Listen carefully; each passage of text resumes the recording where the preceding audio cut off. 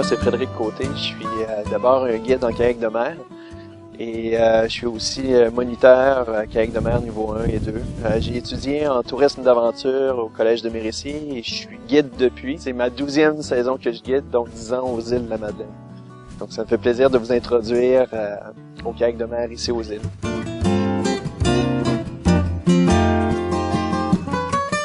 On vient faire du kayak de mer aux îles d'abord pour voir le paysage. Je crois, c'est les falaises, c'est de pagayer au pied des falaises. C'est d'aller voir toutes ces formes-là, les grottes, les tunnels qu'on peut observer.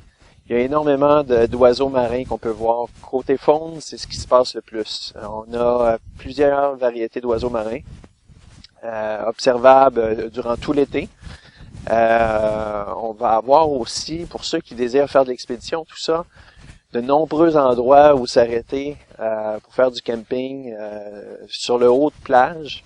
Ici aux îles, on fait énormément attention à l'environnement, mais en demandant des permissions, en interrogeant la municipalité, tout ça, on peut trouver des endroits vraiment fabuleux où camper. Il y a plusieurs terrains de camping en bordure de la mer. Donc, ça aussi, c'est une raison qui facilite l'expédition aux îles de la Madeleine. Et puis, les plans d'eau sont variés. On trouve également des lagunes. Si par exemple, ils vendent trop fort en mer, ben, on va bénéficier de la protection de lagunes. La lagune d'Havre-aux-Maisons, la lagune du Havre-aux-Basques, à la limite, sont des très bons choix. La lagune de la Grande Entrée, en allant vers la baie Clark, sont des bons endroits. Je dirais pour la variété des paysages. Dans l'ensemble, tout ça fait en sorte que c'est un bon endroit pour venir explorer les îles en kayak. Et il faut pas négliger aussi la température de l'eau dans l'été qui est très bonne. On peut avoir de l'eau avoisinant les 18 à 20 degrés Celsius, ce qui rend l'activité d'autant plus agréable.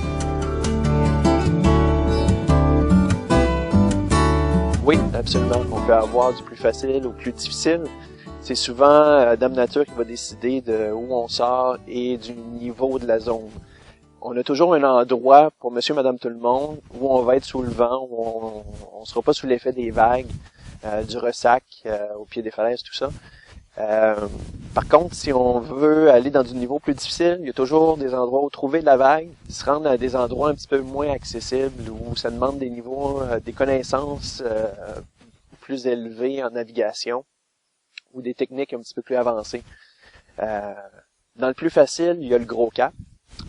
Près du parc de Gros Cap, on retrouve un peu de tout ce qu'on veut voir.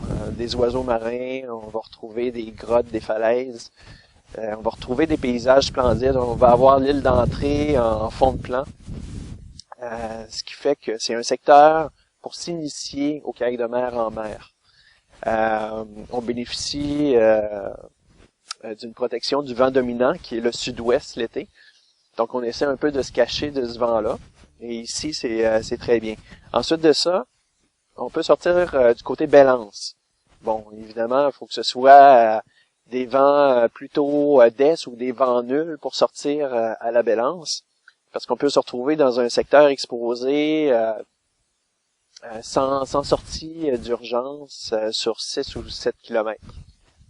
Donc, c'est un endroit où il faut être un petit peu plus aguerri, où on prend les services d'un guide d'une des nombreuses compagnies qui offrent les services de guidage aux îles. On a plus de 4 entreprises là qui offrent le service de guidage.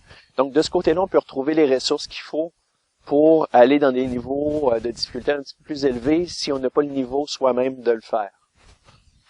On peut retrouver beaucoup plus difficile, si on veut, en allant du côté de l'île d'entrée, où là, ça demande d'être un peu plus aguerri, d'être capable de faire une traverse de 3 km en mer, et puis d'être dans un secteur de falaise où évidemment, il y a moins de sorties en situation qu'il requiert.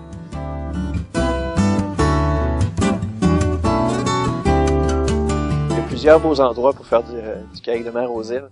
On a le secteur du Gros Cap, où on retrouve beaucoup de grottes et falaises dans un endroit assez restreint. Donc on retrouve une espèce de concentré de belles formes, de sculptures, d'oiseaux marins. Je dirais aussi d'activités nautiques où on voit les pêcheurs à l'œuvre souvent, on les voit tendre les cages. On va voir aussi les plaisanciers des îles venir se faire un barbecue sur leur bateau de pêche ou d'autres gens venir faire du kayak de mer. C'est un endroit de social, je dirais, le plan d'eau près du Gros Cap. Ensuite de ça, il y a tout le secteur de la Bélance, où on retrouve très peu de maisons, très peu de présence humaine dans le paysage. C'est beaucoup plus sauvage, justement. On peut voir des éders à duvet de ce côté-là. On va voir des margots, des fous de bassin plongés. Et puis, Bélance, c'est un endroit à aller au coucher de soleil. Donc, les falaises s'illuminent dans le coucher de soleil, les falaises deviennent rougeâtres, tout ça. C'est un endroit incontournable à voir. Ma sortie préférée à moi, c'est celle de l'étang du Nord. Donc, on se met à l'eau du côté du port de l'étang du Nord. On va longer la Gabarre, qui est un bateau échoué depuis plusieurs années. Ensuite de ça, on va se rendre, contourner l'île aux goélands, où on retrouve beaucoup plus que des goélands. En ce moment, par exemple, on retrouve des dizaines de petits pingouins sur l'île. On va voir de la marmette, on va voir parfois des bernaches cravants, on va voir un peu de toutes les espèces sur une petite île qui a une apparence un peu volcanique. Ensuite de ça, on va remonter les falaises en direction de l'étang du Nord jusqu'au phare de l'étang du Nord qui culmine des falaises qui ont environ une trentaine de mètres de hauteur par endroit. Donc c'est un endroit incroyable. Et je dirais pour les plus aguerris, évidemment, faut pas manquer l'île d'entrée. Mais faut choisir ses conditions météo et ça, on peut attendre quelques jours avant de se permettre l'île d'entrée.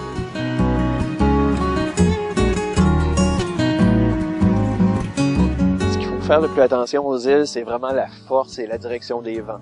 Donc le vent peut être nul et puis se lever très rapidement, donc générant de la vague. Mais il y a très peu de courant ou de marée qui va affecter le kayakiste dans sa progression.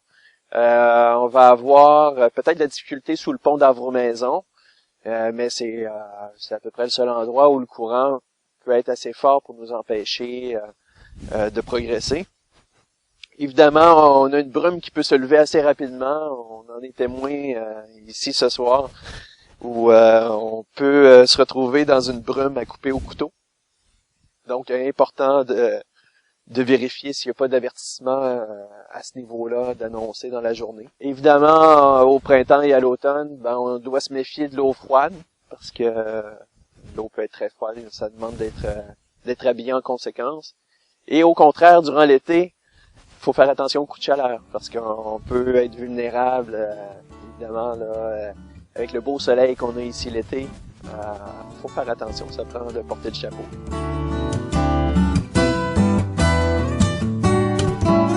Pour un kayakiste avancé, je dirais que c'est l'île d'entrée qui est le must. Faut trouver la fenêtre météo pour y aller. Je dirais aussi qu'on peut se permettre des surfs incroyables. On peut avoir des journées de vagues qui peuvent avoir 2 à 3 mètres, parfois touchant le 4 dans les grosses journées de vent. Il faut attendre par contre que le vent est tombé pour aller en profiter. Le vent peut souffler tellement fort dans du 60 à 80 km/h. Par ces journées de tempête-là, c'est difficile de franchir les vagues et tout ça. Par contre, dès que le vent s'éteint, on a des surfs incroyables. Donc, on parle de Milleran, le secteur de bassin. Il y a le port de pêche de Milleran qui donne vraiment des super belles vagues. Il y a la dune du Sud qui est un incontournable. On va avoir près du port de pêche de la Pointe-Basse aussi. On peut avoir des très beaux rouleaux. Pour ceux qui sont plus de style de rivière, il faut aller par un nord-ouest dans le port de Pointe-aux-Loups, qui est la plus petite municipalité des îles. C'est un petit village de 150 personnes et qui offre un port de pêche très exposé au nord-ouest. Et là, on retrouve des vagues immenses.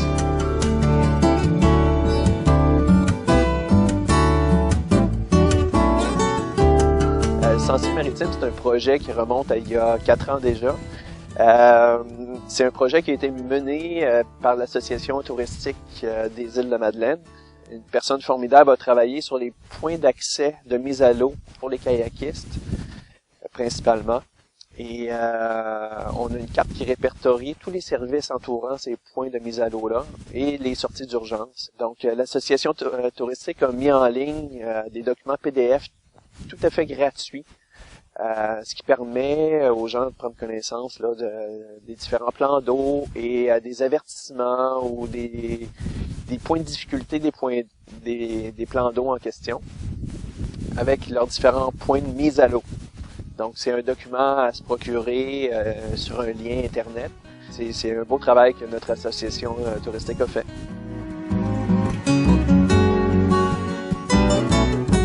Ben, je suis un mordu des îles de Kamouraska. Donc, je vais régulièrement dans l'archipel de Kamouraska faire du kayak de mer. C'est pour moi un endroit incroyable avec la présence des belugas, avec le niveau de difficulté que ça peut comporter aussi d'aller pagayer un petit peu plus loin au large, dans les conditions de courant, tout ça. J'aime le secteur, c'est avec Charlevoix derrière et tout. Je suis vendu à Kamouraska.